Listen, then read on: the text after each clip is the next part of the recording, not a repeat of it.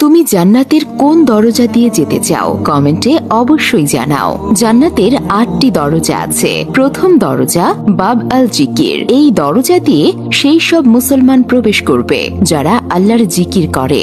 দ্বিতীয় দরজা বাব আল ইমান। এই দরজা দিয়ে সেই সব মুসলমান প্রবেশ করবে যাদের আল্লাহর উপর প্রকৃত ইমান আছে। তৃতীয় দরজা বাব আল কাজিমিন। এই দরজা দিয়ে সেই সব মুসলমান প্রবেশ করবে যারা রাগকে নিয়ন্ত্রণ করতে পারে এবং অন্যদের ক্ষমা করে। চতুর্থ দরজা আল হজ। এই দরজা দিয়ে সেই সব মুসলমান প্রবেশ করবে যারা আল্লাহর সন্তুষ্টির জন্য হজ করেছে। পঞ্চম দরজা আল রায়ান। এই দরজা দিয়ে সেই সব মুসলমান প্রবেশ করবে যারা আল্লাহর জন্য রোজা রাখে।